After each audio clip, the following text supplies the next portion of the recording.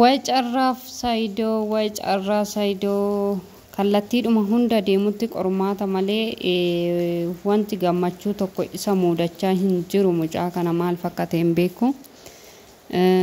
Ammas ka yeman deemuu isaa hundi keessan hin beektu hordoftoota kooyi. Yeroo yeman deemee daa'ima isaa mararsiisuuf deemu kanatti dhiiga ijoollee keetiti kan jedhanii waamanii isa beeksisuudhaaf iddoo deemaa jirutti iddoo deemetti niitii Salaam jedhamtu tuni poolisii qabsiistee jechuudha. Ka saayidoo rabbi tokkicha beeku maalumaaf akka ishiin qabsiiste yaada maalii kaayyoo maalii akka ishiin qabdu bicha nama dhibdiniitiin kuni ani gaafuma ishiin gara Yemanii imaltu Saayidon yeroo gara Yeman deemu isheenis kaatee gara Yemanitti qajeelte jechuudha. Ani gaafuma sanatti hin tolle Salaam gara Yeman deemu ishii natti hin tolle yaadatu viidiyoo isaanii Miss Daanaayit faana Saayidoo gargaarreeti Yemanitti ijoollee isaa kan jedhamanii shakkamanii dhiiga isaanii DNA mararsiisnee uummataaf beeksisna akkasumas immoo Sumayyaatti akka araaramaniif nageenya buusuudhaaf kanan dhufe jettee ka Miss Daanaayititti dubbattee turte. Miss Daanaayit iyyuu shakkitee jechuudha. Atakkamitti dhuftee silaa Saayidoodhaan akkana waliin jaalattanii akkamitti amma kana yaaddee dhufte gaafa jettuuni Salaam maal jettiini namni akkas jedhee yaada amma garuu nageenya uumnee jirra jetteeni ka intala niitii Salaam jedhamtu tana Salaamii ishee balleessu dursas ishiidha kan uummata baxabbaxe jechuudha. Nageenyi Waaqayyo isiniif haa baay'atu. Hordoftootaaf jaalatamtoota maatii chaanaala kooti akkam fayyaa jirtu Kooti galanni Waaqayyoof haa ta'u sinis baga fayyaa taatan baga yeroo kana keessa sinin jecha warroonni chaanaala kanaaf haarawaa taatan like share subscribe gochuudhaan gara maatii chaanaala kanaatti dabalamaadha. Akkasuma immoo warroonni dursa maatii koo turtan guddaa galatooma galata guddaa na biraa qabdu sinin jedha hordoftoota koo.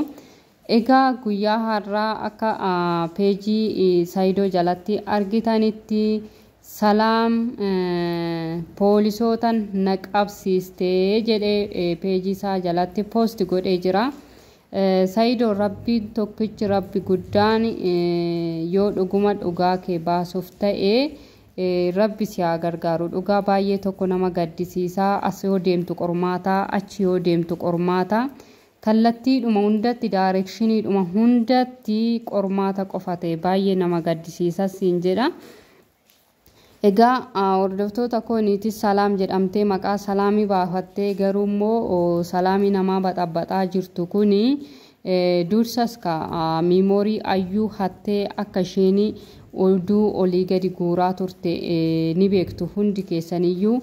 Arras immoo maal gootii niitiidhuma santu ka Saayidoo poolisii qabsiisee sababa ishiin qabsiisteef kan rabbi kunaa beeku maalumaaf akka ishiin qabsiiste inni kan deeme DNA daa'ima keetiti jedhamee kan itti shakkamee mararsiisuuf waan ta'eef isheen immoo akka nama isa fakkaatee isa gargaarsa fi Sumayyaa waliin walitti araarsuudhaaf isa gargaarsaaf nama deemu fakkaattee ka poolisii kan qabsiiste rabbi shaa qabu Salaamii sana.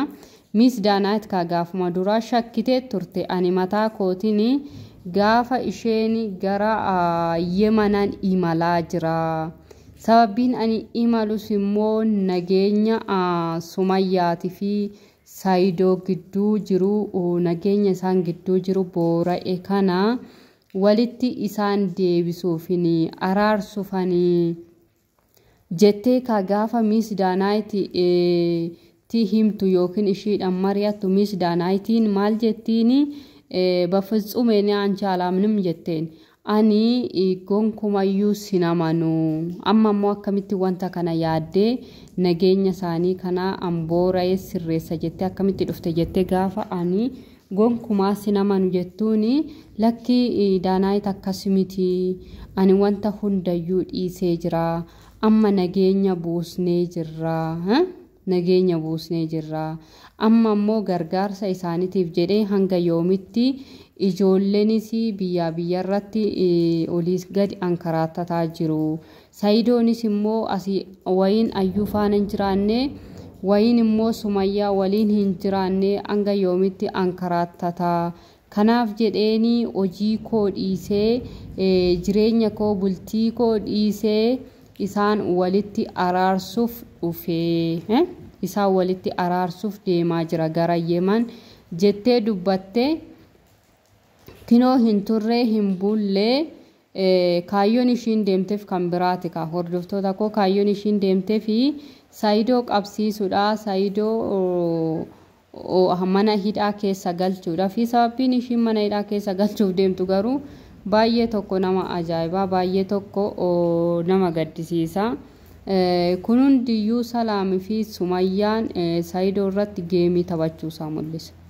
Sumayyaanis sobdee waxaxxiste malee ishiinis odoo dhuguma abbaa ijoollee kootiti jettee namummaan itti dhagaame namummaa ishii itti dhagaame kana hundayyuu Saayidootti hin taphattuu turte. Daa'ima isaa akka argu qooda taphattii turte garuu fakkeessaniiti Saayidoo fi Sumayyaa fi Salaam Saayidoo irratti shira xaxaa jiru jechuudha. Siniif haa galu shira xaxaa jiru. Shira xaxanii mana hidhaa keessatti mana hidhaa Yemen keessatti hambisuudhaaf baay'ee nama gaddisiisa. Asii achis haa ta'u Saayidoo baay'ee nama gaddisiisa. Saayidoo rabbiin kee tokkichi si faana haa ta'u ijoollee keetis immoo si agarsiisu yoo didamee ijoollee kee kan jedhamus dhiisiti. Akkana deebii jireenya kee jiraadhu. Sumayyaanis geemii sirratti taphachaa jirti. Hamma immoo Salaamis itti dabalamtee jirti. Salaamii shaadoowu nageenya kee sobanii siif deebisna siin jedhanii mana hidhaatti si darbuudhaaf deemaa jiru. Rabbiin tokkichi si faana yaa ta'u jarattii kanatti dabarsee sillaatiin baay'ee tokko nama gaddisiisa akka hordoftoota koo. Haalli Saayidoon keessa deemaa jiru kun baay'ee nama gaddisiisa. Maaliif akka akkana ta'e bicha rabbiin tokkichi haa beeku ka baay'ee tokko namatti dhaga'ama baay'ee tokko nama gaddisiisa. Rabbi siif haa laaffisu. Nuti maal jenna wanta biraa Saayidoo wanta biraa maal jennaa miti ijoollee keetiiti kan olii gad akkaasii oofaa jiru waan ta'eef Rabbi siif haa laaffisu. Harka diinatii si haa baasu. Salaamii san immoo Salaamii ishee haa dhorku. Salaamii miti maaliitu salaabiidha malee. Salaamii miti kun salaabii niitii salaabii. Nagaa ishee haa dhowwu akka nagaa kee boorechiteetti sii jenna. Egaa hordoftoota koo nagaa yaa buusu jedha hundi keessan iyyuu turtii hangayyoonaa na waliin taasistaniif guddaa galatoomaa galata guddaa na biraa qabdu. Nagaan naaf tura. Bye bye.